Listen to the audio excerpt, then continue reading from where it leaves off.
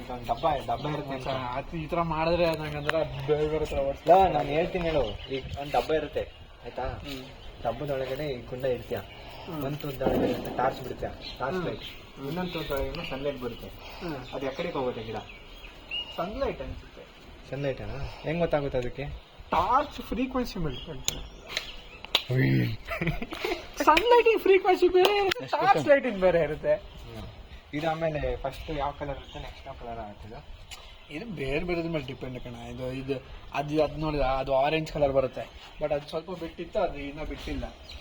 ಇದು ಪೂರ್ತಿ ವೈಟ್. ಇದು ಎಲ್ಲ ತರ ಅಲ್ಲ, ಫ್ಲವರ್ ತರನೇ ಇದೆ. ಈ ಇದೆಲ್ಲ ಫ್ಲವರ್ ಕಮ್ಮಿ ಎಲೆ. ಫ್ಲವರ್ ಮೇಲೆ ಫ್ಲವರೇ ಅವನು ಫಸ್ಟ್ ಸ್ವಲ್ಪ ಪಿಂಕ್ ಕಲರ್ ಪ್ರಕಟ ಆಗುತ್ತೆ, ಆಮೇಲೆ ಹಂಗ ಸರ್ ಎಲೆ ವೈಟ್ ಬರುತ್ತೆ. ಇದನ್ನ ಸಖತ್ತಾಗೈತೆ ಕಣ. ಇದು ಗ್ರಾಫ್ಟಿಂಗ್ ಏನೋ ಮಾಡಿರೋದು ಇದು. ಇದು ಒಂದ್ ಕಡ್ಡಿ ವೈಟ್ ಬರುತ್ತೆ, ಇನ್ನೊಂದ್ ಕಡೆ ಪಿಂಕ್ ಬರುತ್ತೆ. ಇದಾ ಏನಿದು? ಅದು ಬೋಗನ್ವಿಲ್ಲೆ. ಬೋಗನ್ವಿಲ್ಲೆನ? ಅಲ್ಲ, ಏನ್ರ ಬೋಗನ್ವಿಲ್ಲೆ? ಬೋಗನ್ವಿಲ್ಲೆ ಅಂತ ಹೇಳು.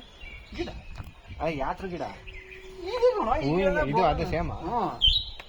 ಓಕೆ ಏನ್ ಮಾಡಿ ನೋಡಿ ಸ್ನೇಹಿತರೆ, ಇದೇ ತರ ನೀವು ಮನೆ ಮುಂದೆ ಜಾಗ ಇಲ್ಲ, ಟೆರೇಸ್ ಅಲ್ಲಿ ಸ್ವಲ್ಪ ಜಾಗ ಇದೆ ಅಂದ್ರೆ ಈ ತರ ನಮ್ಮ